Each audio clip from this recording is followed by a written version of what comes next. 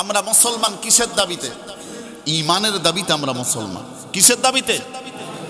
কি জন্য বলে আমি মুসলমান, আমি কালিমা পড়েছি, ঠিক না বেঠিক? তাহলে পড়েন তো কালিমা সবাই।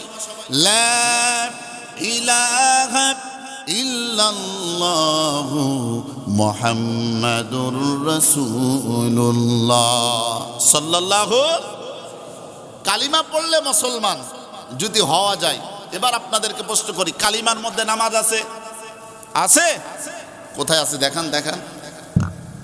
এই কালিমার মধ্যে রোজা আছে, এই কালিমার মধ্যে হজ আছে, এই কালিমার মধ্যে যাকাত আছে। একটা এক্সাম্পল। এরপরে যারা বিয়ে করেছেন, কয়টি কথায় বিয়ে করেছেন? জি বলেন। তিনটি। কি বলেছি? কাবিলতু, ঠিক না ঠিক? বিবাহ হয়ে গেল, রাত্রিবেলা স্বামী স্ত্রী একসাথে বাসর ঘরে যাবে। স্ত্রী বলতেছে, স্বামী গো, আমি তোমাকে বিবাহ করেছি।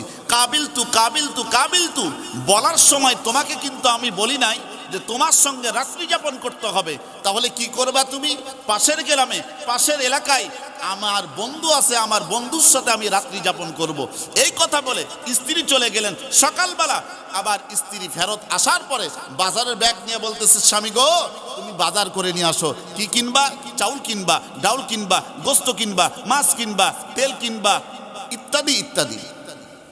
এখন স্বামী বলতেছে, আমি তোমাকে যখন কাবিলতু বলি, তখন তো আমি তোমাকে বলি নাই যে বাজার দিতে হবে, বাসস্থান দিতে হবে, চিকিৎসা দিতে হবে, তোমার হক আদায় করতে হবে।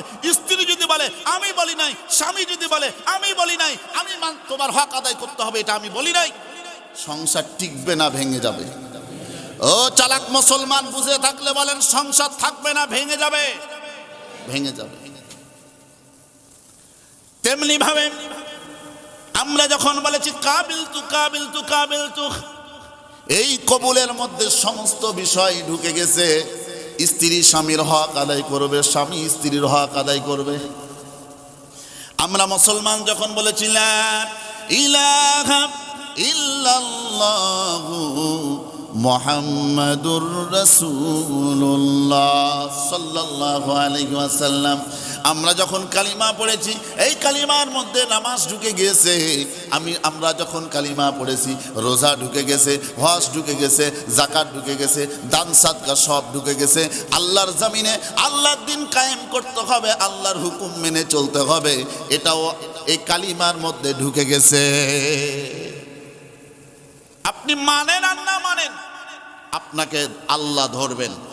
আজকে আমরা মুসলমান, আল্লাহর হুকুম নিজে মানি না, মানার জন্য আরেকজনকে আহ্বান করি না, এই কথাগুলো প্রচার প্রসার করি না। এই জন্য সারা বিশ্বের মুসলমানেরা আজকে লাঞ্ছিত, বঞ্চিত, অপমানিত। সারা পৃথিবীর মুসলমানেরা আজকে মার খায়। যেদিকে তাকাই, ডানে তাকাই মুসলমান মার খায়, বামে তাকাই মুসলমান মার খায়, সামনে তাকাই মুসলমান মার খায়, পিছনে তাকাই মুসলমান মার খায়। যেদিকে তাকাই শুধু মুসলমানরা মার আর মার খায়। কারণটা কি? একটাই কারণ, আমার নবী মুহাম্মদুর রাসূলুল্লাহ সাল্লাল্লাহু আলাইহি সাল্লাম বলেছেন, ক্বালা রাসূলুল্লাহ সাল্লাল্লাহু আলাইহি সাল্লাম, তারাকতু ফীকুম আমরাইন লান তাদিল্লু মা তামাসসাকতুম বিহিমা, কিতাবাল্লাহ ওয়া সুন্নাত রাসূলি। ও আমার উম্মতেরা, আমার নবী বিশ্বনবী এই কথাটা, এই হাদিসটা যখন বলেন, আমার নবীর সামনে প্রায় ৮০,০০০ সাহাবী ছিলেন। আমার নবী কোথায় বলেছেন? মক্কাতুল মুআজ্জামা, যেই জায়গাতে সমস্ত হাজী সাহেবেরা সকাল থেকে সন্ধ্যা পর্যন্ত অবস্থান করেন, সেই মাঠের নাম হচ্ছে আরাফার ময়দান। সেই ছোট্ট একটি পাহাড় আছে, সেই পাহাড়ের নাম হচ্ছে জাবালে রহমত।